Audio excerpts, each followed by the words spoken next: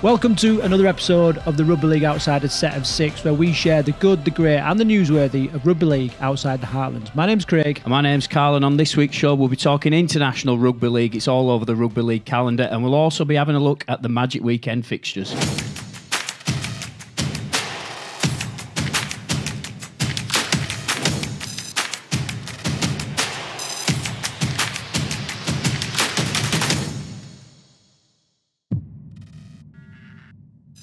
Welcome back. So, obviously, we've got a new, well, not a new face. Some of you will recognise Mark's face. He's been a standing host in the Rugby League Outsiders before. He's a local referee here in the Midlands. So, Mark, thanks for joining us today and bringing a new angle to the show. Thanks for letting me come back on.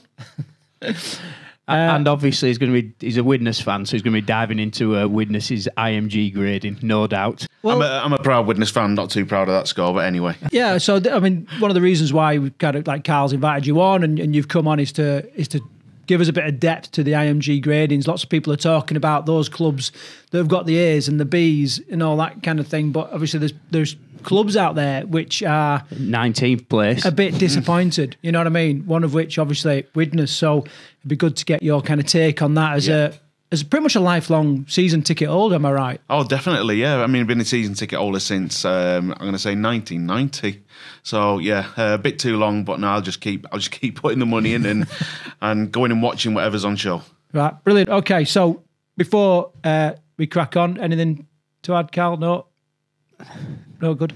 Yeah, no. We'll dive in. Right, we're going to get right into some trending news. Just before we went live, a little bit of news dropped about Magic Weekend next year, Karl. Yeah, so the fixtures have been announced for no date of when Magic Weekend is going to be happening.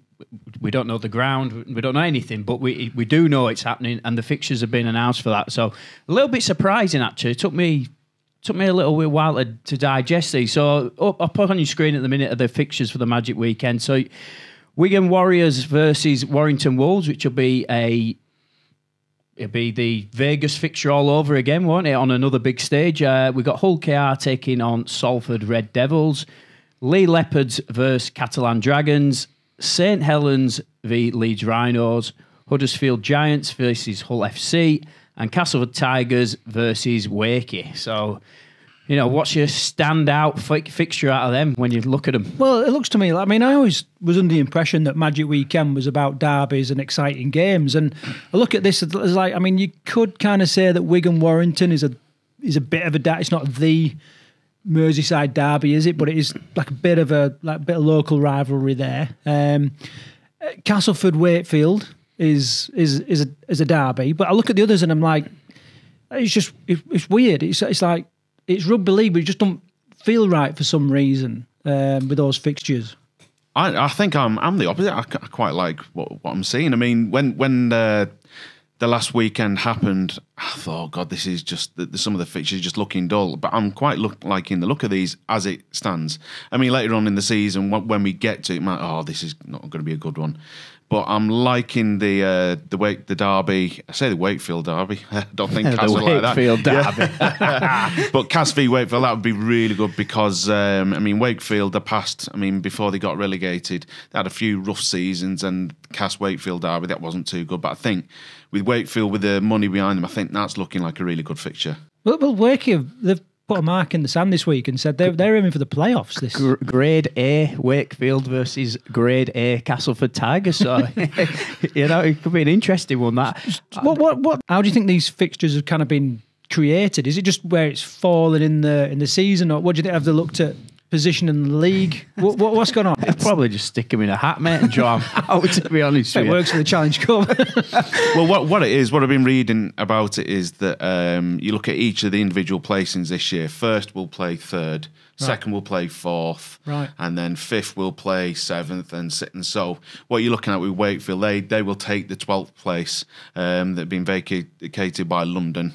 And Cass, did they finish 10th? So that means they will play Wakefield. All right, okay, there you go. Yeah, so no, but there's definitely the big rivalries aren't quite there, are they? I mean, Saints v Leeds sounds like a odd fixture, but they got them right last year. Yeah, they did. I think we were exactly the same last year when the fixtures were announced. We were like, Is that quite right? And then as it got to it, the business end of the season, it was like all the clubs next to each other in the league table who were vying for the playoffs and all the rest of it were all playing against each other. So they got it right and probably get it right again this time. Well, Mark, we had a conversation a couple of episodes ago where we talked about the location for the Magic Weekend. What's the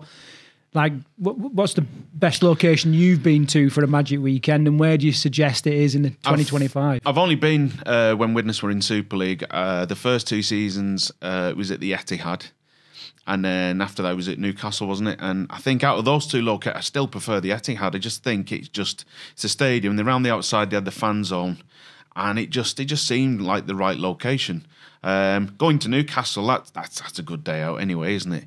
But again, for me, Newcastle just seemed a bit too big, if I'm honest. But then the Etihad, that's going in size anyway. So is that growing? I don't know. I mean, but that's the Etihad. That's where the RFL are based now, anyway, isn't it? So it makes sense to go there. I think they should keep it at Newcastle. Newcastle's a great night out. It's just so many bars, and you can go to Whitley Bay as well the night before. Yeah, it's the only place in Britain where you can have a lap dance and a Sunday carver in the same pub on a Sunday afternoon. Sounds delightful. Right. By the way, I'm interested what you guys, the topic of the Magic Weekend, since they tried to have it at Ellen Road, it's one that people are kind of bouncing around, but I'd really like to know what your take on is that, and also what you think about these fixtures as we work up to it next year. All right, so let's move on from that. Something that's probably closely tied to Magic Weekend, and that is like the fallout from the IMG gradings. Yeah, so we got the IMG gradings announced last week, so we're a little bit off trend with the news here, but I thought it'd just be worth having a little chat through it. The thing with all of this, with the IMG gradings, some clubs have announced where they've picked up their points, and other clubs haven't announced where they've picked up points. So there's a lot of debate online between fans and going, oh, well, yeah, it's your stadium's shit and yours is good and your screen's not big enough and all the rest. But unfortunately, we don't know the whole ins and outs to it. But looking at the IMG gradings, what I've brought up on your screen at the minute, I mean, York are the big flyers, aren't they? They've really increased their grading. But I can see why. I can really understand why. And the other one that's... Karl, just go into that. Why? You're saying I can see why. In your opinion, why? Everything that club is doing from the outside looking in looks like it's on a very professional basis. Obviously, they've got a really nice stadium, which isn't too big. It's not too small. It's in a fairly decent area. The women's team's flying. They've really invested heavily in women's team, and they're giving contracts to the female players. York did well in the championship. Season started a little bit rocky, but they really improved. So, yeah, look, I think if you're a championship club and you want to look at a club who appears to be doing everything right, I think you look at York. I think they're a standout team, really. Well, there've been mutings, hasn't there, recently about Super League increasing from 12 to 14. Yeah. And York were mentioned. I can't remember who it was, but someone from the RFL said that York are like the club, the Super League club of the future.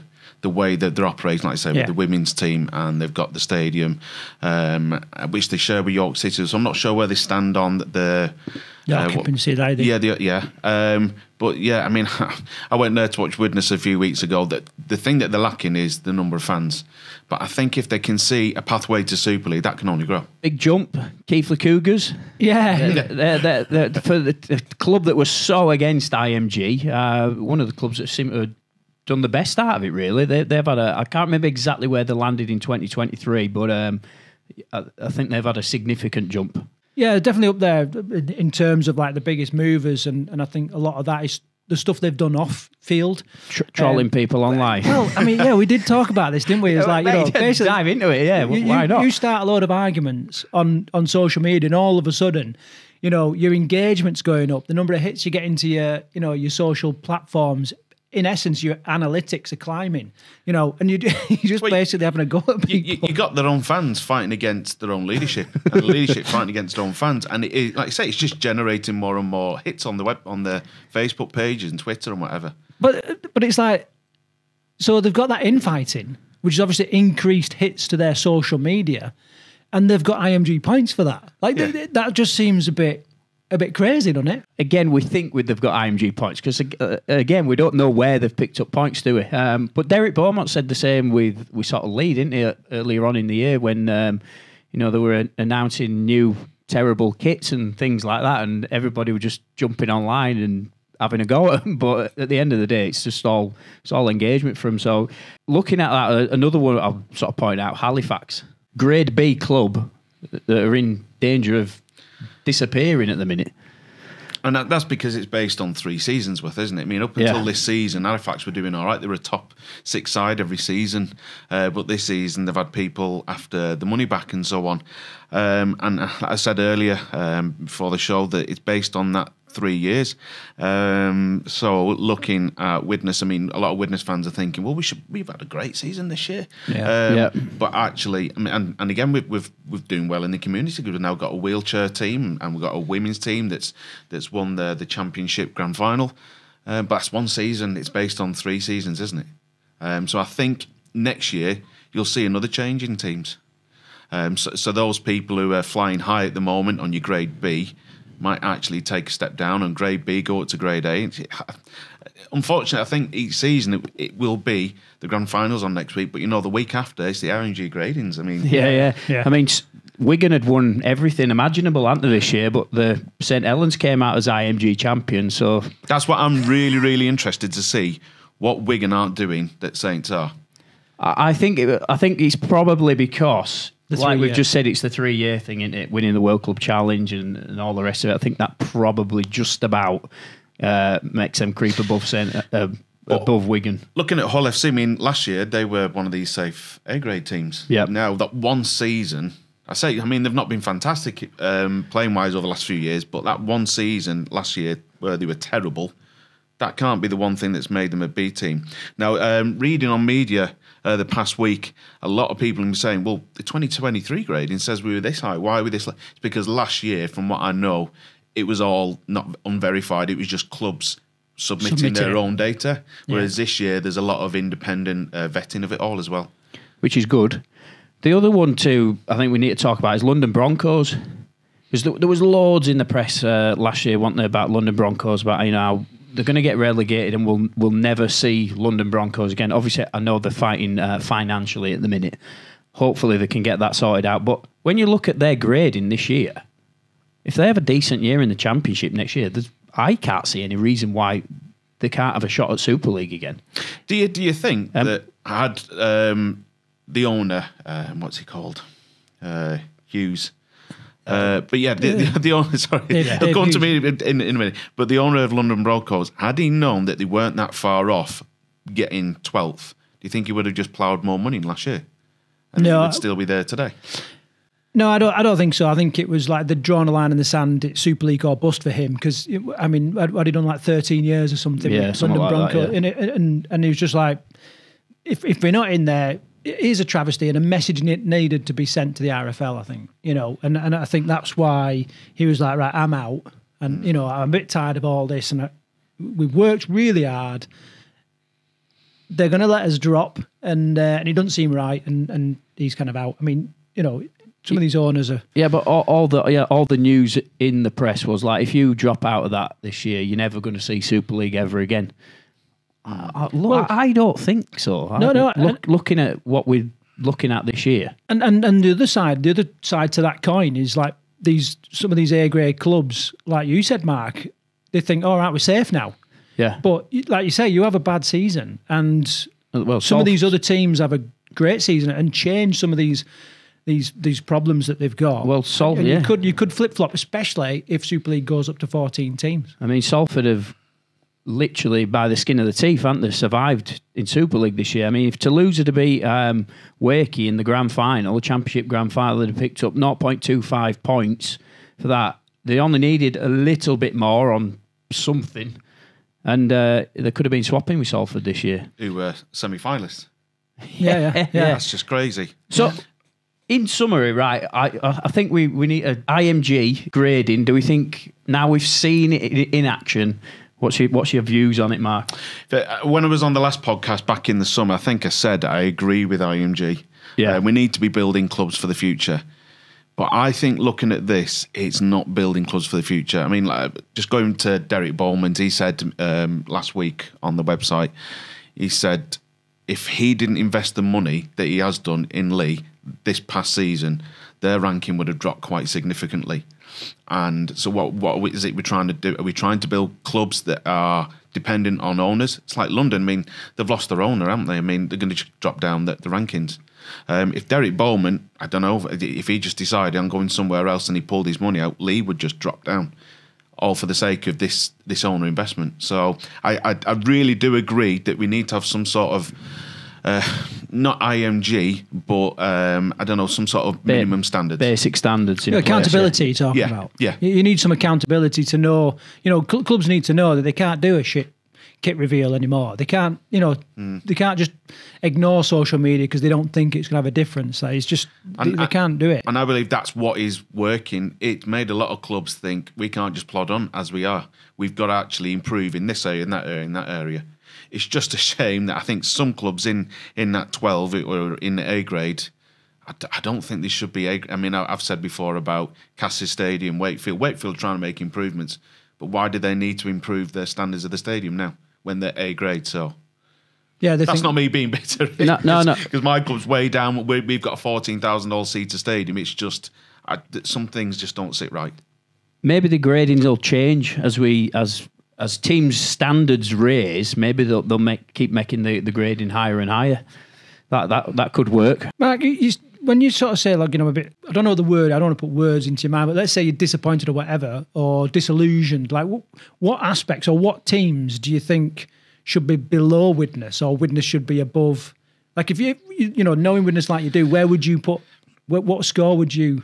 I'm saying, I didn't expect us to be down in it. I thought we'd have 9 points. I mean, I don't know enough about the ins and outs of it all, but I thought we would be a bit higher in that respect.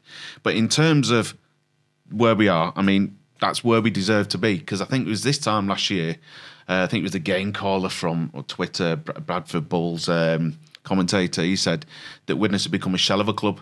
And that's exactly what we were. I mean, you've commentated on your podcast when we did the kit reveal, how shocking it was. They threw it on floor, didn't they? And all Widnes fans thought, can we sink any lower? But then we did sink lower in the 1895 Cup. I mean, there was people gunning for Chris Hamilton, the operations back. There were people gunning for the coach, Alan Coleman. Now, Alan Coleman, everyone he can be given the freedom of Widnes for all weaker because he's transformed the way we're looking at the club, but we're still not a full club, if that makes sense. So we are where we need to be. But I'm just wondering, like Barrow and Keighley, they actually issued where they'd gained points the day after, because I think they're just quite happy. All right, we are where we are. We know we're not going to get into Super League, but this is where we are. But there's a lot of other clubs thinking, this ain't right, like Bradford, like Widnes, and we should be higher. So I think there's more to come. Yeah, okay. Right, well, I mean, it's an interesting discussion. It's something we could probably have an IMG section every week. Yeah, I mean, you won't give your opinion on it. IMG, good or bad? Do you think?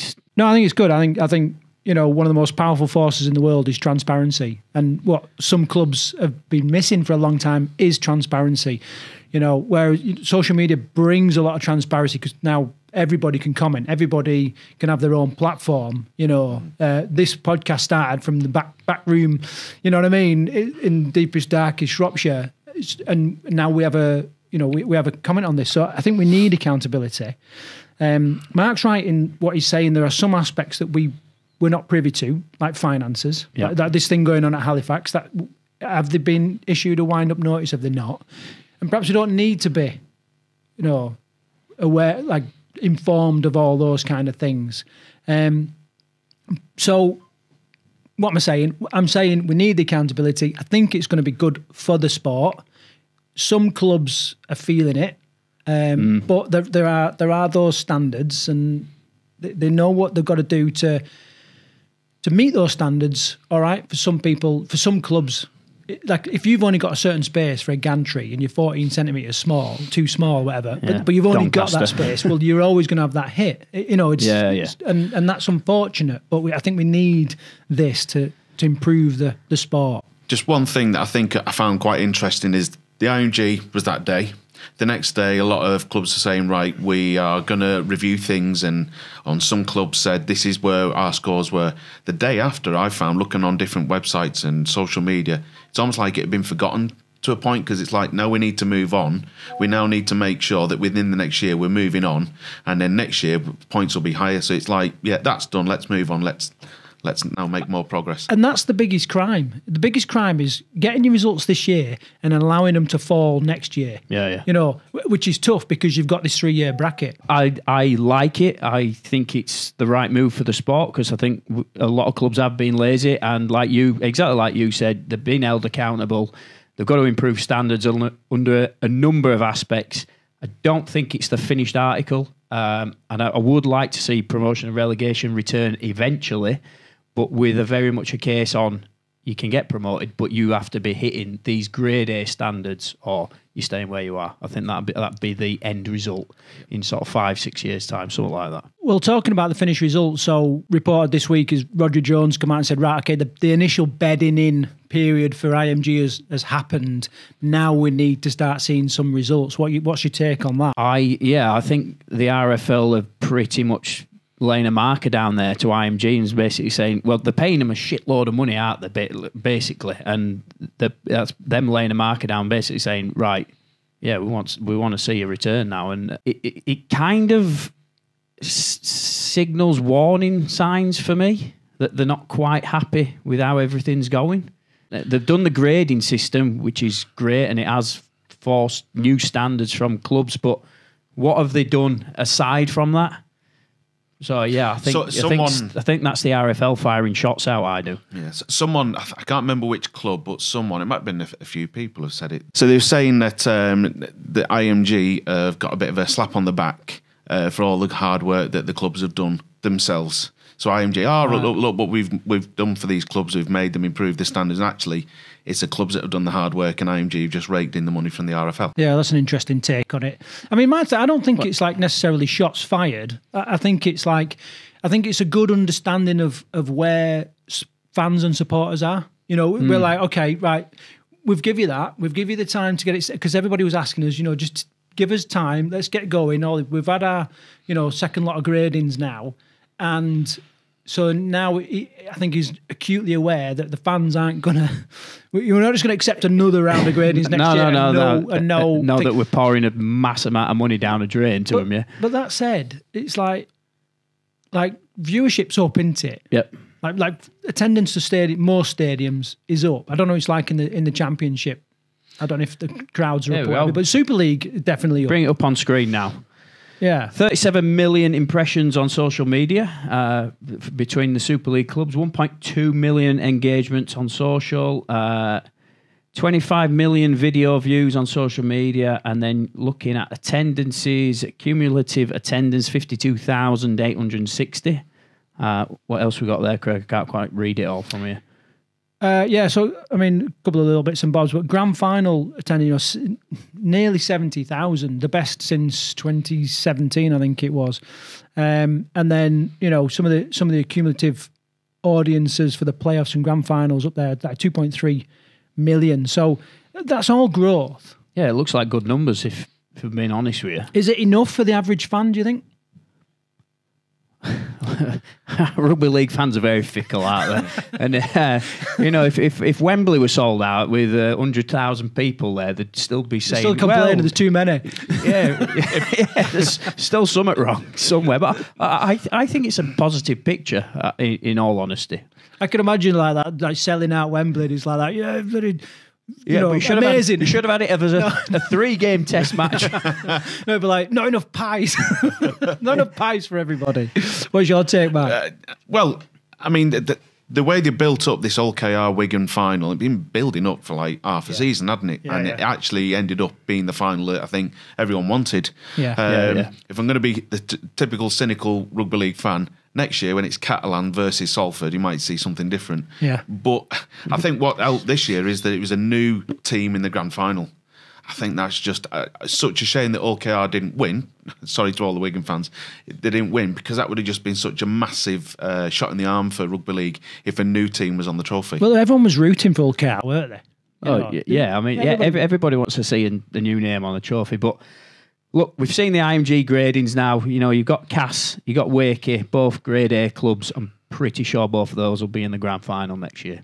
Just one thing. Sorry, you asked me earlier about the viewership in Championship, because there's the viewership from the TV figures. There is no broadcast deal for the Championship clubs, so we in Championship we're already behind the 8-ball. In terms of Super League, but I think they're going to review that next year. And there's a few other things that I know they're going to review, because they said that the bar was set too low on a few things. Because otherwise, next year you might end up with loads more A-grade clubs that aren't really A-grade, if that makes sense. Yeah. Well, there was a TV deal on the table, wasn't there, for the Championship? The clubs themselves turned it down; they didn't want it. Oh, I don't know about that. I can't remember if it were either the Sportsman or it were Premier Sports. There was a deal on the table, and I think they basically said they didn't want it because it would affect attendances in the stadium. Yeah, but then that affects their IMG grading, so there's many eyes on the game. So maybe they shot themselves in the foot a little bit there. Right, definitely interesting. As always, stick your comments down below and let us know what your thoughts are on this very, very complex but interesting topic. Okay, from domestic rugby league to another form of rugby league that definitely needs a little bit of a lift, and that's international rugby league. Seamless link there, Craig. 10 out of 10 for that one. Yeah, I thought we'd just have a little look at the international results from this weekend. And one really very significant game was France versus Wales. France came out on top 48 points to 6, which then puts them into the World Cup, what's it called? Eliminator, or the World, I think they called it the World Series or something like that. So they're going to be playing Cook Islands, Jamaica and South Africa, and two of those sides will advance into the World Cup, the very small World Cup. Other fixtures this weekend, I watched New Zealand versus Australia, and that was a great game, a really good game. But unlike last year when the Kiwis came out on top, Australia have seemed to have asserted their dominance again. They came out on top 22 points to 10. Other fixtures in the Pacific was Fiji 56, Cook Islands 6. The big standout performer there, Craig, the new Leeds Rhinos player, Marco Sevo. Is it Sevo? Yeah. Yeah, 2 tries, 200 metres.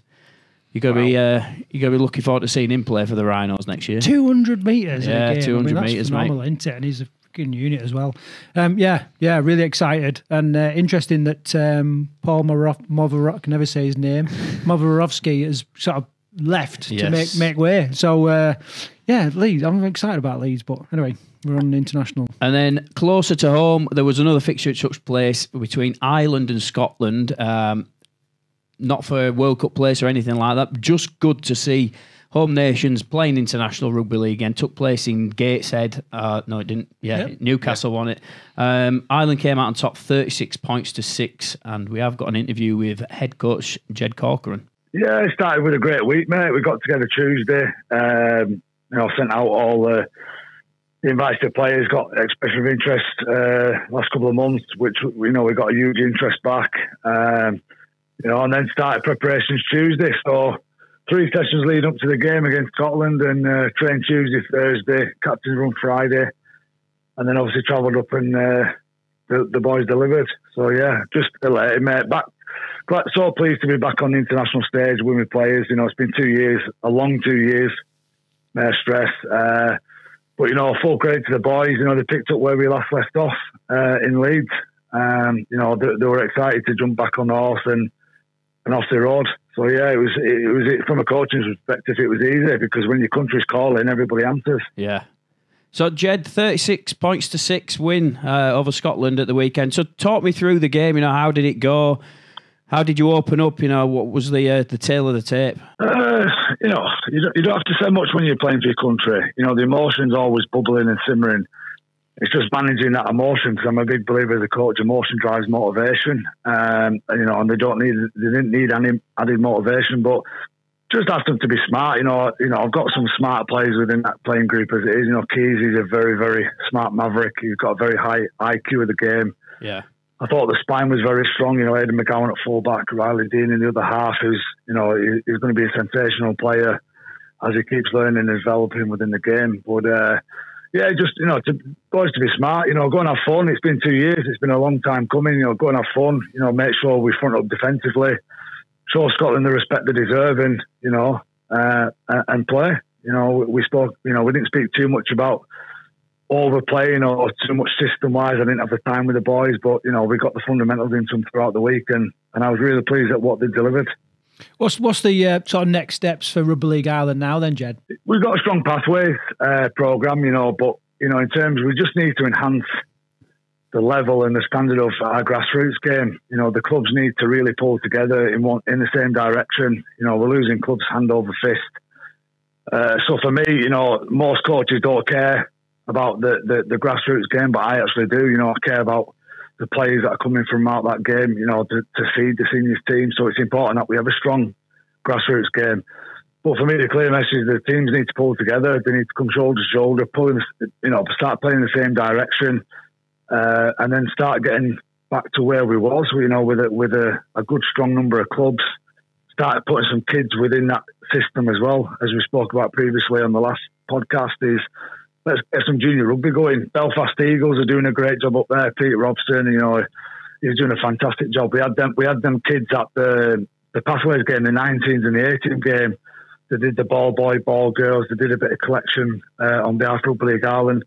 And what a presence it was, just having them kids and the junior, you know, the little minis there at the game. You know, the experience that they got from that to meet the players.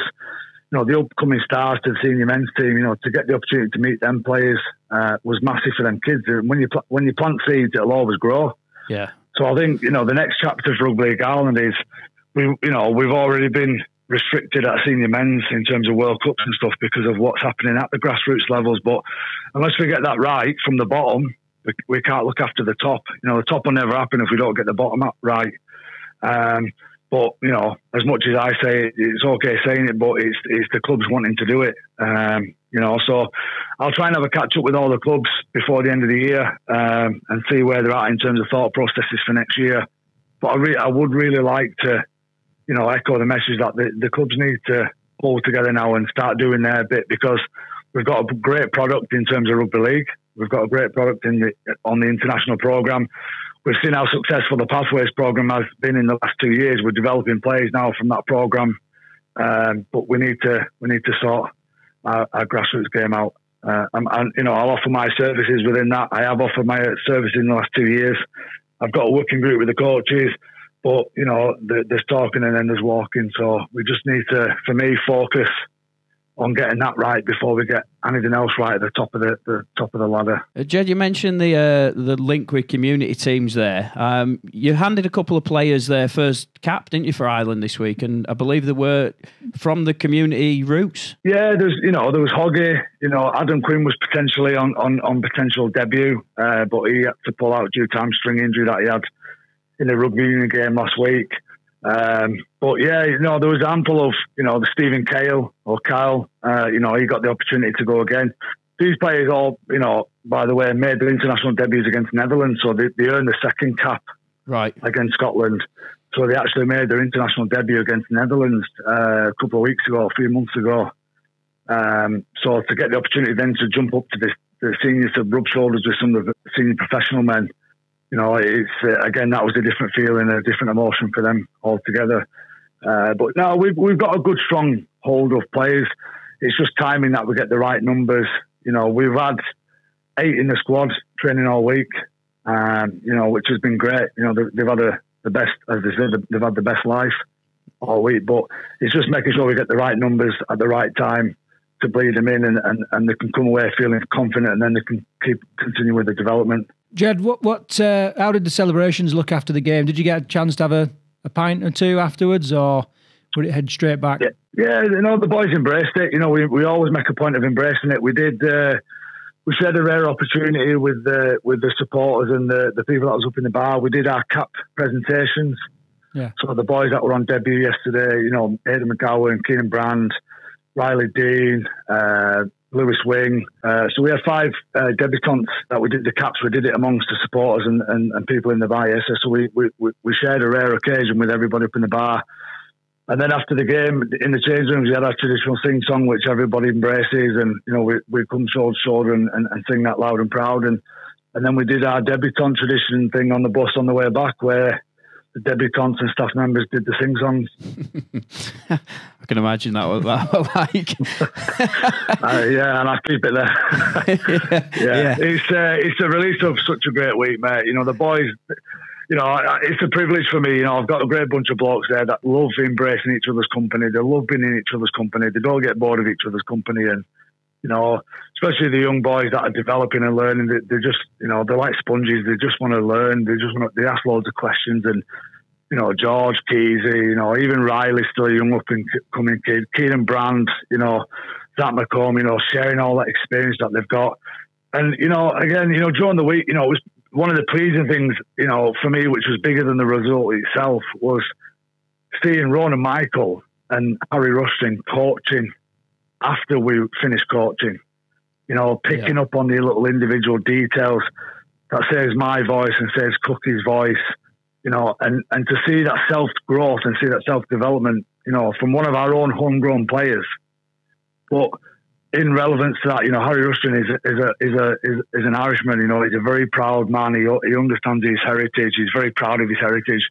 But for them to unselfishly give their time to the boys and want to help them, and also the IQ and the level of detail they're giving them boys, that was fulfilling for me. You know, it melted my heart, but also warmed it at the same time. Jed, just last question then about Ireland. Do you know what the sort of future holds next year for the international calendar? Is there anything already in the pipeline, or as a whole, or for which team? For the senior men's side, you know, are we likely to see you playing any more internationals next year? 100%. You know, I'm working closely with John from Wales. I'm working closely with Scotland. There's potential fixtures there with America. There's potential fixtures there with Jamaica. There's always potential fixtures, but what we need, Karl, is people to back us. We need sponsors. We need official partners. You know, we can only do what we do with bringing, you know, capital in that can cover the cost of training, cover the cost of kit, cover the cost of travel, cover the cost of accommodation. So everything, you know, everything's there within its means. But the pullback for us, respectfully, is you know, the financial restraints that we incur every year. You know, we're not any other nation. I'm not going to name any nation because I don't care about anyone else. But we know we're not them tier one nations where we get money hand over fist. We're not that nation where companies will come and give us, you know, $250,000 or $500,000 over 2 years. You know what I mean? We need to start focusing on that commercial department. We need to start focusing on the social media figures and start delivering them to people. And yes, we do have people on the door knocking now, and you know, we do have a massive interest. So it's just sitting down with those people and making sure they're the right people that want to invest in the right program, and it, you know, the part of what we're doing, and not that we're part of what they want. So it's just getting clarity on that. So there is people coming forward that, you know, straight away within an hour yesterday of the fixture, you know, on the result, you know, I personally got approached by a gentleman, and which I'll be exploring this week, and you know, that's an exciting prospect within itself. So yes, the calendar going forward, there's always potential. There will always be options, but we just need to make sure financially we get the people there that can back us going forward. But there is some exciting things happening next year. The girls have got a, you know, packed program. Wheelchair is exciting within itself. You know, our pathways, we've got a under 18s European competition coming up next year, which is going to be massive. And then we'll continue what we're doing with the A's, the 16s, you know, the 19s. So we've got a very, very big schedule. We've not finished the schedule off this year yet. We've got an under 19s fixture against Wales on the 10th of November. So that'd be good to see people down there backing the boys. So that's a winner takes all for a Celtic Cup versus Wales on the 10th of November. So, and we're also going to do that for a memorial Tony Dale trophy as well. It was a legend of Rugby League Ireland, the services that he gives to the game and the sport in Ireland.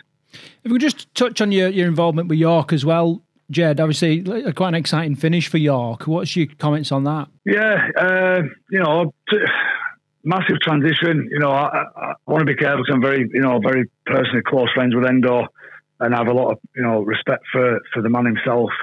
But you know, the transition in coaches, you know, Mash came in, Mark Applegarth came in, and it was refreshing. You know, it was really refreshing. You know, he empowered us as coaches, myself and Paul Cook, to do what we do. He overseen everything, and and he built strong relationships with the players. You know, he built strong pillars with those blokes, and you know, empowered them to do what they do. And you know, very similar to myself. You know, he's a strong personality, but builds close relationships with the players. And you know, there was a big change for myself and Paul, and also himself. And he sat back while we continued, and he just overseen. And throughout the season, then just started putting his bit of wisdom on certain things. And you know, but yeah, he's a great bloke, mate, and you know, he has a big future in the sport of rugby league. And you know, his characteristics from the game was very valued amongst the players. So you know, it was great to see the boys enjoying themselves again, playing with smiles on faces. And you know, and that's why there was a turnaround in the season. You know, exciting times now. Players have come and players have gone. So next year we'll see where we're at, and look at what retention there is. You know, whether I'm there, whether I'm not there, I don't know yet. I need to still sort myself out. But you know, there's some exciting times coming for that club. It's a great club. You know, some great players, some great individuals, and some great personalities. So you know, it's a club that's definitely on the up. I was going to say, what's the feeling like at the club at the minute? I mean, obviously you've had a huge jump in IMG ranking points up to 15th. Super League's got to start looking like a viable option in the future, surely? Yeah, Clint asked us to pride ourselves on being the best team outside of Super League, and I think respectfully, you know, all the hard work that he puts in, you know, that guy sleeps and, you know, breathes and eats rugby league, and you know, and the club, you know, he's unselfishly punishes himself for all the hard work that and all the rewards that he gets is all the sleepless nights that he has, and all the endless days of, you know, approaching people and meeting people. And you know, that's a true reflection of all the hard work that himself, but also Gully puts in at the club, and also all the staff. But you know, he asked us at the start of pre-season last year to, you know, ask us to pride ourselves on being the best team outside of Super League. And he rang me there the other day, and we had a bit of a chin wagon, you know. And I said to him, mate, thank you. I said, you know, you asked for that, and I hope you're fulfilled with what you've got. And as Clint, who he is, you know, and what he is, you know, he always wants to be better. But you know, when he sits back and reflects on it, I'm sure he'll be very pleased that, you know, with the ranking and the position he's got. So yeah, you know, it's definitely a club for Super League. The facilities that, you know, we have. You know, it's better than most Super League clubs, and that reflects in the boys. You know, they're happy. You know, they're happy to come to training, happy to with the environment that we're in, and you know, and they don't take it for granted. But yeah, I hope it's a club that, you know, that can get that final ranking and get that step up and get that full A grade license and move in that right direction. Jed, thanks for spending a bit of time with us this morning. Can you just tell us where is it the under-21s that are playing in Wales? Under-19s. Under-19s, yeah. Under-19s. Where is that game? Under-19s. It's at Featherstone Rovers, 10th of November, 2 o'clock kickoff. Okay, well, like I said, thanks for spending time with us today. Yeah, cheers, Jed. Thank you, guys. Thanks for your exposure, guys, and thanks for your continued support. It means a lot to us as a country and personally to me. Thank you very much. Thanks. Yeah, really important that Ireland, you know, get fixtures and, you know, play fixtures and keep that going. You know, they lost their international sort of license or whatever this year. So in order for them to for it to survive, they've got to keep playing. So this against Scotland, you know. You know, the under-19s playing later in November, really, really important. Yeah, no, I think it's great that they've It's harder for them to be drawing in like Super League players and things like that, especially when they haven't got a World Cup to play for. But it's great that they're still getting international fixtures on, and they're giving some community players a chance to mix alongside like Championship players and League One players. I thought that's real positive steps from Ireland. Luke Keary, you know, if he's playing at Catalans, there's much more likely he'll play for Ireland as well. So he might even pull a shirt on again. Okay, so whilst we're on the topic of the internationals, so tackle 5, we're going to talk about the England wheelchair game, which was an absolute belter. So stick with us and listen out for that. Right, moving on then. So, Karl, we set you the task of rating the England team. We did our little prediction, or we thought what the team would look like, and you were set the task of grading those players throughout the game. And these are the scores you come up with. Yeah, we didn't do too badly with our team selection. Actually, we weren't too far off. I know we were purposely a little bit controversial and said that Mikey Lewis should have started, which got wound a few people up. But like, I thought, you know. Let's talk about the England game first of all. I thought they looked really composed. Looked like they've been training together for absolutely ages. Every player seemed to slot into that team perfectly, including the lads that came over from overseas. Just thought it was a great England performance. For me, it reminded me of, show me age here, but back in like the late 80s, early 90s, the off-the-cuff rugby, it just reminded me, I thought, yeah, a throwback to that, but it was a positive throwback. Because I thought, would we play conservative rugby against the Samoans? I mean, let's look after the forwards, make sure they're not going down the middle. They had some dangerous backs, so I thought, are we just going to go through the motions and just come out with a result? But it looked like we wanted to go toe-to-toe with them across the park, with the backs. Off-the-cuff rugby, it was... Normally, international games can be so dull, but actually, that was really exciting yesterday. I thought Harry Smith was very methodical and very structured in his play. That gave George Williams a bit of freedom to play off the cuff. And like you say, we did. Yeah, like we threw it around quite a bit, which I wasn't really expecting, but an entertaining style of rugby, I thought, from England. So Samoa, do you think we had a better standard than they actually were? Do you think they underperformed, overperformed about right? What was your take on the Samoan performance? They seemed to struggle with the pace of the game, and there's a huge debate going to come here with the ruck speed. The Aussies always say that they have a quicker ruck, don't they, in the NRL than what we have over here. But funnily enough, Samoa got penalised so many times for slowing the ruck down, laying on. That's what killed Samoa. Penalties, and six agains at the ruck. I don't know what your thoughts on that are. I thought that killed them in the first half. The ruck speed, and the Samoans just weren't getting it, were they? No, with the constant six again. I was looking online this morning, and a lot of people from Samoa, their fans, they were pretty much blaming the defeat on the ref. The six again, and I thought, I've not watched a lot of our NRL this year, but I just would assume they would have been able to have kept up with that. The six agains that were being called yesterday, I've seen it all the way through Super League, so we're used to it. Maybe that's something, I don't know. Will the Samoans be speaking to the referee ready for next week and saying, "Can you just tell us your take on it?" But I think that was something that killed them. I think that's all right saying that, but it was a convincing win, wasn't it? It was a convincing win. The referee didn't hand them like 3 or 4 tries. It didn't. No, but they did make it hard for themselves, certainly in that first half. Yeah. Who? Samoa? Samoa did. Yeah. Yeah, that's what I'm saying. No, the referee didn't hand it to them. No way. That's what I'm saying. If they'd narrowly missed out by a couple of points, I'd take that. I'd say, okay, maybe the referee's decisions had a bearing on the game, but they were outclassed. Simple as that. Yeah, I thought they were outclassed. Yeah. I thought our tactics were spot on, I think, for the whole of the game. Like I said, I thought we were going to play conservative, but actually we just took it to Samoa. Our forwards were handing it on, and I was just blown away. Sean Wayne would disagree with me because he said that performance wasn't good enough to beat Australia, because that's what he's looking at for the next World Cup. He says, no, that wouldn't have done anything for that game. But in terms of building the team, like you said earlier on, they looked like they were a team that had been together for months. Yeah. Next Saturday, or is it Sunday? Next Saturday, Sunday?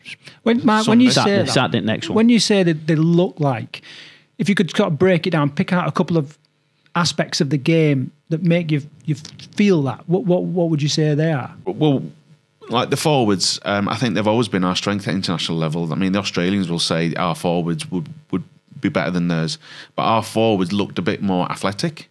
Yeah. When you look at the Australians, their forwards, they're fast, they're lean, they're fit.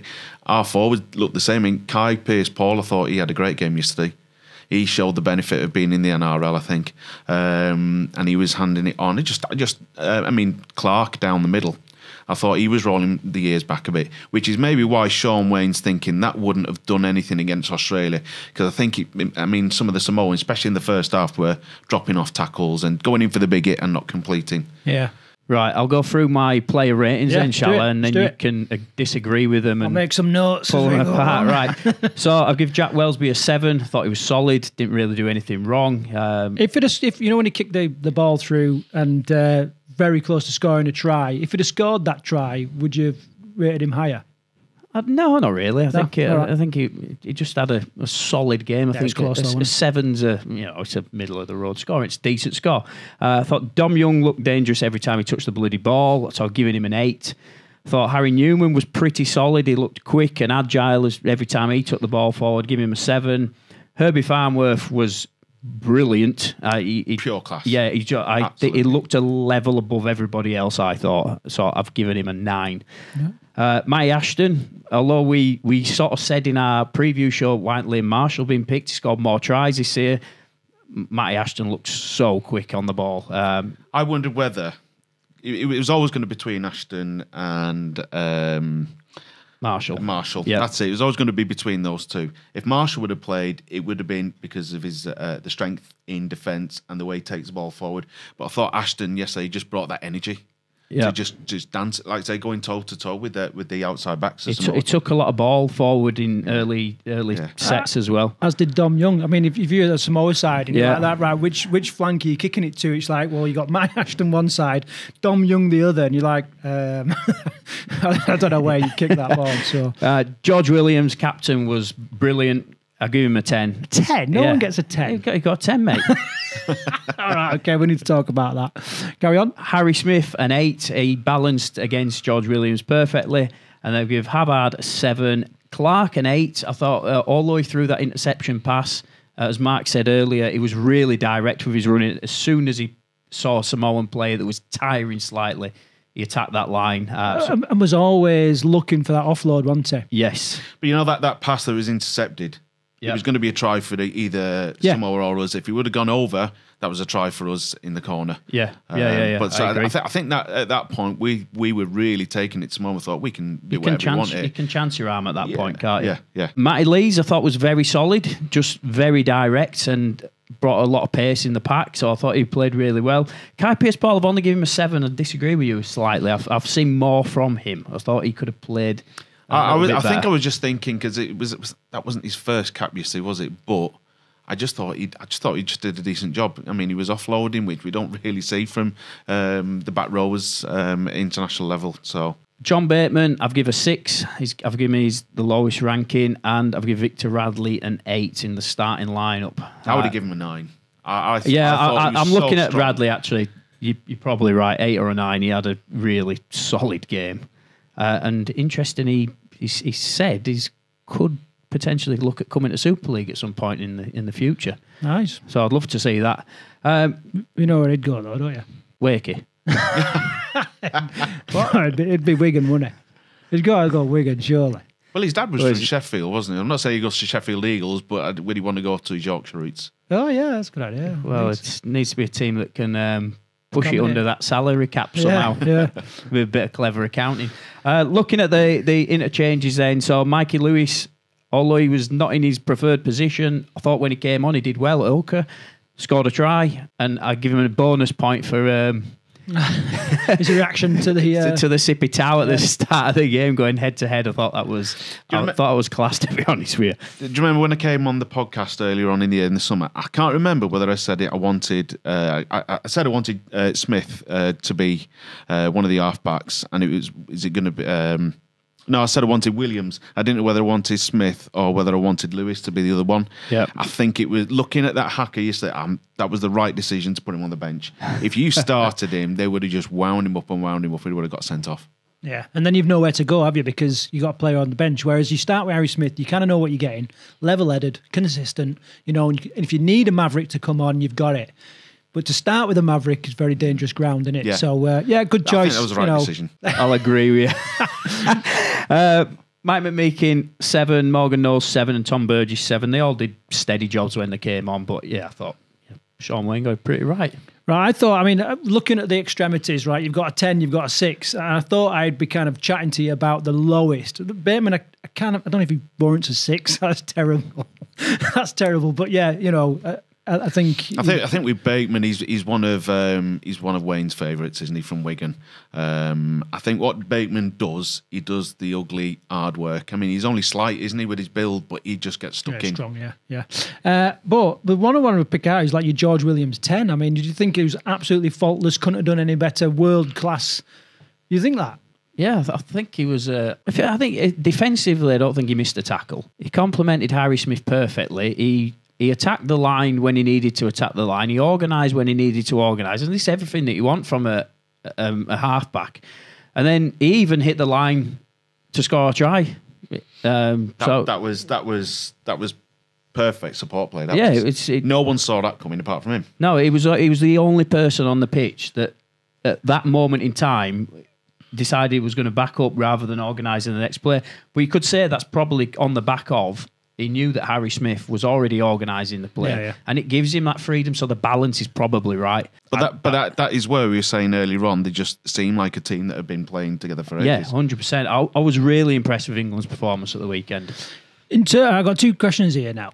So first one, dead easy, but you know when they do like the mic up the player and you can listen to the player throughout the game? Like who would you rather listen to, George Williams or Harry Smith, right? Or Mikey Lewis, perhaps, you know what I mean? Or Victor Radley. Who would you like to be mic'd up so you can get like an insight into what's going on the pitch? John Bateman.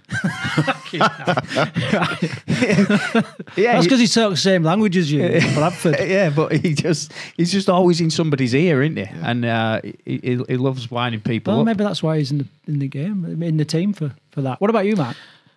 Two, I'd like George Williams. I'd love to know as a captain what he actually says to the players to get them wound up. But saying Victor Radley, I saw him a few times. Like after the tries, when in the huddle, he was quite vocal. So I'd love to know what he's saying to G them up. Yeah. Okay. So stick your choice in the comments below. Last thing we need to speak about next week's team. Are you going with the same team, or would you make any changes to that? This was going to be the second question. I've got one addition I'd change. Right, Carl's got his right. You've decided something. You want to get out. My other question was going to be if you could drop one, if you could one in, one out for the team, who would that be and why? I'd drop Bateman and I'd bring Ensemba in. Right. And why? I just think he offers more attacking threat now. He's young, hungry for it. And we've got to look like we're building for the next World Cup. I don't think Bateman will be in the next World Cup. I think he's lucky to be in that team at the minute. So I'll bring in Junior Ensemba, yeah, definitely. That's a good call. I'd love to see Ensemba get stuck in. Again, going toe-to-toe with the Samoans. But I was discussing with you earlier on about, I don't think Ethan Havard had a bad game at all. I thought he had a really solid game. He didn't take a backward step. But I just think the Samoans will just step it up next week. They've had that week, like they did in the World Cup, where they took an almighty battering from us, and then they just grew after that. And I think they'll grow this week. And I don't know who I'd swap Havard for, to be honest, but I just think we might need something a bit Chris more Hill. strong. No. Sorry, Chris, if you're watching. That was a shithouse comment, that was. That's the sort of comment I usually see. Exactly. Chris Hill, I mean, he's one, he'll always do a job for you. I mean, that's why he was put in the squad, because Wayne said, he didn't say I owe him one, but he says I'm going to reward the loyalty. But there's no room for loyalty. You've got to have the best team, the team that's going to do the job. But yeah, for me, I'd agree. Bateman out and Sember in. I think Bateman he hits line. You know, he'll straighten up a ball when you need him to straighten up a ball, and he'll look to promote the ball. But like you say, I just wonder if Ensemba, and I'm wondering if they've missed the boat on because he is a superstar in our sport right now. People are getting behind him from all different clubs, you know, and they missed the opportunity to bring him out for his England debut at the Brick Community Stadium. I think the whole place would have gone nuts. Yeah. You know, and they kind of missed that a little bit. That's something you can promote a game on, that, isn't it? Yeah, exactly. Just trying to get myself out of that hole, because what you were saying, when you said Hill, I thought, no, because he's not going to be around at the next World Cup. And if he is, then he must still be performing at the level he is now, because he's a really good prop. But we really do need to build for that future. I mean, Havard, I thought he had a really solid game. Do you think he's thinking Havard 2 years' time? Yeah. Definitely. Yeah, he's like lining him up. I mean, he's number 8, isn't he? He's got number 8 shirt on. He didn't even have a name on his shirt. I don't know if you noticed that. I was the only player that didn't have his name on his shirt. Really? Yeah, God knows why. Yeah. But Havard plays week in, week out for Wigan. I mean, they've just won the Super League, so he does something right. Yeah. But yeah, definitely build for the future. All right, so all interesting discussion points. Mark, I'm loving having you on the show, just your insight and not having to look at Karl, you know, and the fact that he's trying to bring back wet look gel as well. I can't get my head around that. So, right, we're going to move on now. So a little bit of a laugh, really. So last week we asked you to stick a comment in the comments. We did have some kind of crap comment for some rugby union fan, and we wanted to kind of tackle that a little bit. Yeah, Mario. And so we're offered a Rugby League Outsiders rebound the ball to the best comment. And Karl, you picked out a couple. I'll bring up the comment that we got on the channel. So this is from the previous week. So he's put, "Ooh, this is not rugby. Please call it something else. You can't change the rules of play of the game and still call it rugby. It's sickening." Yeah. So I've picked out my best comment that came in replying to that, and this was from Peter, I think his name is. Yeah, Peter. And he put, "Mario, careful you don't spill your pims down the back of your Range Rover. Rugby League is the game for the fans, by the fans. Union could learn a few things." So, yeah, he's won the rebound the ball. Just get in touch with us, please, on the social media channels, and we'll get that posted out to you. Yeah, so it is just for a bit of fun, although we don't mind poking a bit of fun at the Union fans. I thought the original comment was a bit disrespectful, really, but I know there's a bit of banter and all that, but, words like sickening, it's like, it's just. But he also used the word "ooh." Yeah, no bad. Right, okay. Moving on from there, we love a little bit of wheelchair rugby league, and the England Stars pulled out an absolute blinder against France, Karl. Yeah, and one of the biggest rivalry in English rugby league, you could say, the England v France wheelchair. It's got so much history behind it, and two teams that really just don't like each other. And England really took it to them. I think the England-Samoa men's test game has been sort of billed as revenge. I think they missed a trick here, because I think it was England v France wheelchair, which was all about revenge. They played in the First Direct Arena last year, didn't they? It was on a massive stage, and England let themselves down a little bit. They didn't really show up for that game, did they? I know they got the win when they went over in France, but on English soil, I think we were waiting to see them take it to France. And by God, did they take it to France this weekend. I thought it was a great game, and another impeccable England performance, I thought. One of the standout moments was the try in the corner, Seb Bashara, and turned his wheels into wings, didn't he? He was absolutely flying, and that's what we love about Tommy Makinson. Yeah, he did exactly that. Well, that's one of the things that the French don't like, isn't it?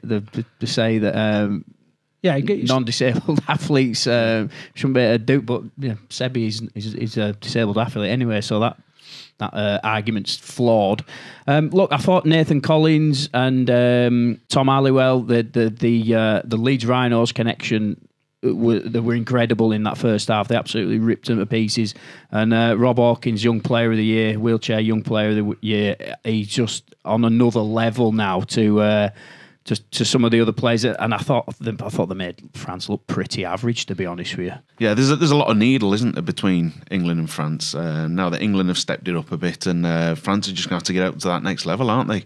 But yeah, I mean, the World Cup was something special. This was just another level on top of that, wasn't it? And it was just like the interplay in the middle of the field that you would see from normal rugby league, and it's just fantastic to see. I mean, going back to the World Cup, I think it was Jack Brown, wasn't it? He was head and shoulders above a lot of players, and you think, because he's not around at the moment, is he? Is he in? No, he was playing in Queensland Cup this weekend. Yeah. But the thing is, we've got other players to come in instead of him. It's just it's looking really, really positive. Yeah, well, I mean, having spent some time in the England sort of setup, Jack Brown was always like put on a bit of a pedestal. He was like a superstar, and they were like, it's just incredible what he does in a chair. But we're getting the likes of Rob Hawkins, like almost catching him up. Yeah, Rob Hawkins was unbelievable at the weekend. He's going to be first name on your team sheet next in the World Cup. I've got side note. Yeah, I've got a bit of a laugh this, but is Tom Coyd the best dressed person in rugby league? Well, he's got second best haircut, and he behind you. Second best haircut, although he's walking into that one. He gets extra points for not trying to bring back Wet Look Joe from the 80s. But I mean, he's always smart, isn't he? Yeah, he looks smarter than Sean Wayne did at the weekend. Put it that way. He's just had an up, though, hasn't he? Yeah, but he didn't have to turn up in just a bloody polo shirt and jeans. Get your suit on, man. You're like in charge at national side. Yeah, bring back standards. Get that on IMG International calendar. Yeah, I mean, no, I agree. He's always really, really well dressed, unlike us two bloody reprobates. Right, okay, what's next for Wheelchair Rugby League then? So a little bit of off-season, get themselves sort of picked up, and then back into Wheelchair Super League next year. Well, yeah, we'll be interested to see what happens with Wheelchair Super League next year, because there is talk of increasing the size of it and then bringing some new teams in. Oh, look, it's just growing, isn't it, all over the country? There's new wheelchair sides cropping up all over the country. Yeah, get that Super League extended. And let's just get it on TV. Yeah, it's such a great game. Like my daughter doesn't watch rugby. She's 8 years old. She doesn't really watch rugby. But if I've got Wheelchair Rugby League on TV, she sits and watches it with me. She finds it fascinating. She sat and watched it this week. And yeah, but Karl, your daughter also watches my chicken cam. The camera of my chickens in the coop. So it doesn't say much, is it? So you're comparing Wheelchair Rugby League to your chicken cam? Is that what you're saying? No. Mark, obviously Widnes have now got a wheelchair team, haven't they? Have you managed to get to a team? Do you know any? No, I haven't. When we were in Super League, we actually had a team, but then for whatever reason, the links broke off, and then I think they became Merseyside Storm or Mersey Vikings. But now IMG, there's this community engagement thing that we've got to look after. So now we've developed those links again, but it's still, I mean, they're not in the Super League, but they're still at the lower levels. But again, they've just got to build and build and build. Yeah. Another thing I want to ask you, so you've been, like I said, a long time season ticket holder. So for those people that don't really know how a season ticket works, what are the, I mean, you're down in the Midlands, aren't you? Yeah. You've got your season ticket for Widnes. What benefits do you get? Do you just see it as like supporting your team, or? So, I mean, it matters in the respect of the benefits, it matters more in Super League, I think. So let's say, for example, you get to a semi-final and it's at Leigh. I mean, going back many, many years ago, when Widnes got to a semi-final against Cass, it was, right, if you're a season ticket holder, then you've got priority over what seats you want. And a lot of people saying, oh, that's not fair because I can't afford a season ticket. But that's the benefits of having a season ticket. Yeah. When you're down in the Championship, I think it's more of, I mean, you do save a little bit of money, but I might miss one or two games this season. I don't mind that. Yeah. Because at the end of the day, I'm investing in my club. I mean, I've been investing in my club since I was like 11 years old. And for me, that's what I look at. Yeah. I've got a great little talking point. Go on. Which Super League, no, not Super League, which club do you think offers the best season ticket package? And the reason I'm going to bring this up, a lot of American teams and NRL teams, and they don't call them season tickets, do they, in Australia? I think they just call it like club membership or something like that. Whenever you get like a club membership, you get like a pack, and you get like a scarf and a hat and keyring or whatever, you get like various different packs. I think Leigh are the only club that do that in the UK. And I saw Derek announcing his packages, so they do like a bronze, silver, gold or something like that. And each package you get different things. So you get your season ticket, which on your, like, it might be your bronze. It just enables you to buy so many tickets at a set price. And then your silver package, you might get like a hat thrown in or whatever. And it comes in a little gift box. I don't know any other clubs that do that. I might be wrong. I'm going to go back to, I think it was 2013, 2012, when Widnes got put back in Super League. They did actually do that sort of thing where it's like a biscuit tin. In the biscuit tin, there was a scarf, there was your season ticket card, there was like your flyers to get your money off on different from sponsors from around the town. So that's what Widnes used to do, but I think it just became, right, that's too expensive to do that each season. But I know at Leigh that they've got like a package for every other level. So when it comes to the end of year player of the season awards, I was seeing on social media the other week, if you're a red card holder, you got to vote for the red card holder player of the year. And if you're a gold, you get to vote for the gold one, and so on and so on. It seemed like they had about 20 awards that represented each of the pack. But that just makes people feel more involved, doesn't it? Yeah. So even if you can't afford a season ticket, you can afford a membership that makes you part of the club. Yeah. Craig, you're involved in marketing. Talk to me about buyer's remorse. Yeah, well, I mean, this is it's a huge thing. Like you pay your money out and you're like, bloody, here we go again. But then to have your expectations exceeded is a very powerful thing in marketing and sales. Yes. And it might be something that's like, it might be a scarf, a sticker. Stickers, people love stickers, you know what I mean? People love just getting merch. Like when we have these, when we was putting the nines together, people just wanted to get involved to get some merch, And so I think it's across the club in all manners. If you can exceed, especially on the point of sale, on their expectations, you're onto a winner, and you can avoid that buyer's remorse, people wanting a refund or not coming back the next year, and all that kind of stuff. So it is really, really powerful stuff. And going back to the season when Widnes got relegated, I can turn it into the Widnes podcast. Widnes. But anyway, when Widnes got relegated, we did a thing where it was kids could have a season ticket for free as long as they came with an adult, right? And that is how my daughters got involved, got them a free season ticket, because before that it was, if you don't behave, then I'm going to take you to the Widnes match. But then I turned it into... If you're really bad, we'll give you a Lee shirt.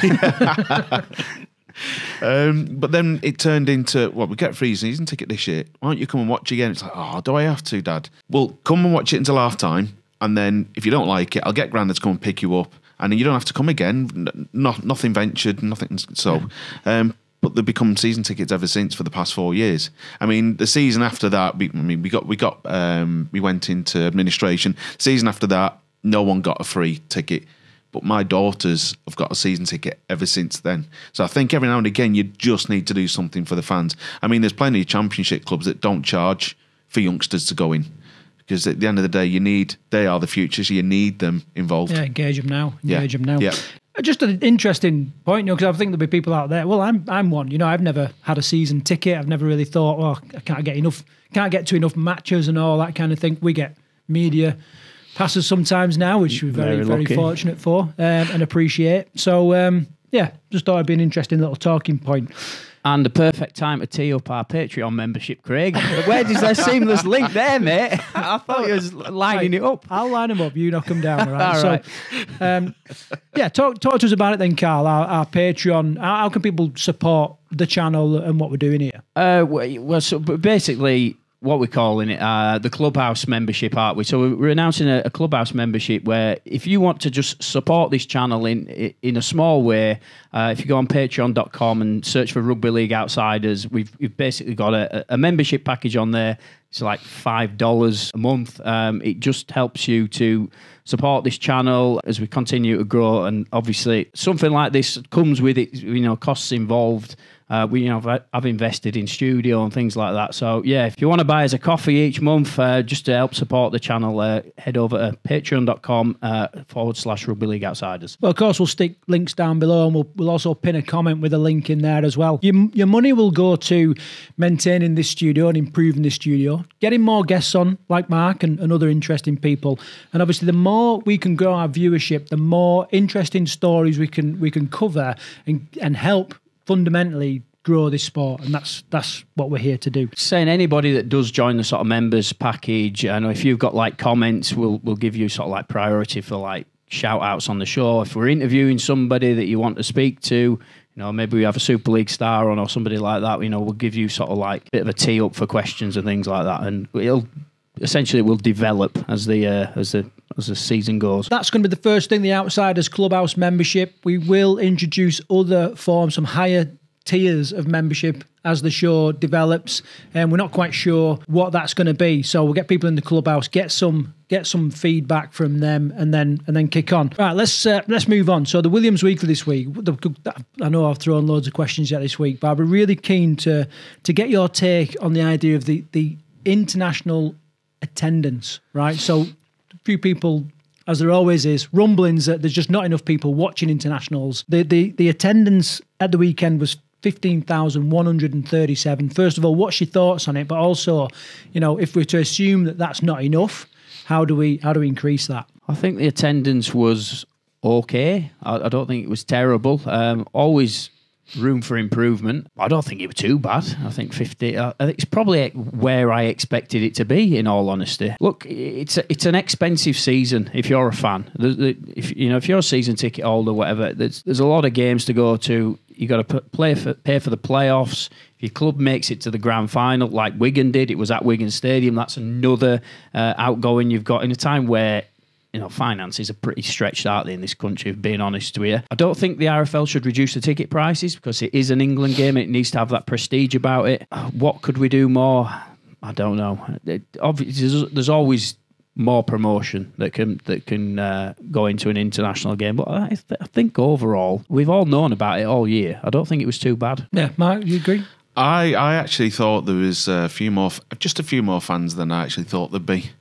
And going back to the days when Australia used to come over, the Stadium Wigan, that would have been packed out. I've been there when we've played Australia in the Tri-Nations, and it was packed out. And with all due respect, it's Samoa. I mean, Samoa, they're not like little Samoa anymore. Samoa are like one of the top ones now, but it's still the name Samoa. If it was Australia, I think the stadium would have been packed out. Well, I think about rugby union. I mean, when they have fixtures out of the season, right, they'll still get a decent crowd at Twickenham, but when they have fixtures like the Six Nations and the Autumn Internationals, it's in the middle of their season. Whereas in rugby league, it's like after the Lord Mayor show. Once the grand final's been and gone, it's like, oh, right, now what we're going to do? Oh, it's the internationals, and a lot of people have switched off a little bit, if I'm being honest. And the weather kicks in a bit as well. Yeah. Oh, it's wrong time of year. Definitely wrong time of year. I'd love to see internationals right in the middle of summer. It should be the pinnacle of anybody's career, shouldn't it? But we're just like, we're competing with State of Origin, and they just can't get a decent calendar together, really, can they? Going back to the golden years, the 70s, the 80s and 90s, and the Ashes tour was about a quarter of the way through the season, wasn't it? Yeah. And it's like the Aussies have come over. The season would still continue, so you still got the fans still into the rugby league, but the Australians have come over to play Bradford, to play Widnes, to play Wigan. So there was just that. Well, we'll never see that ever again. We'll never. I mean, the Samoan coach said yesterday that I know fans want 3 games. They want the best of 3. He says, but I've got a duty to my players. They only want 2 fixtures. I mean, the clubs in Australia, they would only want 2 fixtures. So I think that dampens it down a little bit rather than it being a full test series. And it's not essentially for anything, is it? If we're being honest with you. Well, other than development of international rugby league. Yeah, but World Cup, everybody, like, you can sell a World Cup to anybody, can't you? It's who's going to be the best team in the world. Even the 4 nations, you can kind of, these are the best 4 teams in the world. You can kind of sell that a little bit more. Just a 2 test series, it's quite difficult to sell, really. It's not for a known trophy or anything like that. Going back to the Ashes, which looks like, if rumours are to believe, it could be on English soil next year, which is great. We all know the history of the Ashes, and you can get behind that more and sell that more. Because it was every 2 years there'd be an Ashes. And it was always, I mean, growing up, it was always every other year, right? It was Australia, then England, Australia, then England. We just don't have that consistency now, because I'm going to blame it on the Aussies here, but they're not into internationals as much as we are. And fans just don't know where we're going from one year to the next.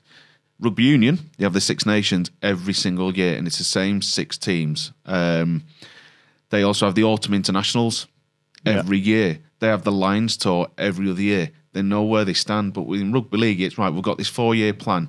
After 2 years, it's, that's not working very well, is it? Let's change it. Yeah, let's change something. And International Rugby League has been abandoned for years, really, hasn't it? I mean, it looks like they're finally starting to get the house in some sort of order and give us some sort of schedule. We've known about the Ashes for a while. It was announced a couple of years ago, wasn't it, what the international structure was going to be. It still isn't good enough, but at least it's going in the right direction. You said there's nothing to play for in Australia at the moment. Well, in New Zealand, and you've got Tonga. They've got the Oceania Cup, haven't they? And I think they've said that whoever finishes bottom, they get relegated, and the ones who finish in the plate, or whatever they call it, the championship, they'll get promoted. So there's some structure there. Which I found strange, because Samoa will probably be in it next year. So where do they slot into that? Somebody hasn't thought this through, have they, really? No, but again, there's some sort of structure, there's some sort of plan, isn't there? And just with this, right, Samoa have come over to us. I mean, we've begged and begged for them to come over, because they went to come over last year. Next year, hoping it's the Ashes, then what after that? It's now we might have to just play against France again, and there just doesn't seem to be a plan that we can stick to. Just coming back to that, 2023, the first test against Tonga, it was 12,898 in St Helens. Okay, so we're up 3,000 spectators there. 15,000, weren't they? And then the sort of series decider at Headingley was 15,477. So we're about where it finished last year. And I think the next fixture will probably be more than 15,000. It's going to be sold out, I think. Yeah, so I was actually, because I used to go to the internationals every year, but this year I didn't know where it was going to be. So yesterday I thought, I wonder if I can get tickets for next week, and I think there's only a few like terrace tickets available. You can't get them in the seating area. So I think from what I've seen, it's going to be a sellout pretty much. So that said, the trend is an upward. Yeah, it's an upward turn. Yeah, so and we've got to be happy with that. But are we just being like the typical flat cap wearing rugby league fans? Yeah, you've drawn out a proper negative question there. I think there's no problem, mate. There's no problem. Just international rugby league is absolutely thriving, and you've just been the typical Yorkshireman. But there is a problem. Looked for the negative. What's the problem? Well, the problem is there's people out there saying there's not enough fans watching the game. Not on this show. Right, okay, Karl, any final afterburners for this show? Just like to thank Mark for coming along. It's been a pleasure. Great to speak Widnes Rugby League again. Yeah, I don't get enough chances to do that down here. I might get to speak about it with my daughters every now and again, but then the wife will go, what are you on about? What are you on about? And just thank you to everybody that continues to watch the show. We just keep growing. Last week, again, was our most watched week, and it continues to go up, and it's been doing that now for months. So, yeah, everybody who continues to watch the show, thank you very much. We really do appreciate it. And the final thing, like I said before, the links for Patreon down there in the pinned comment. Until next episode, take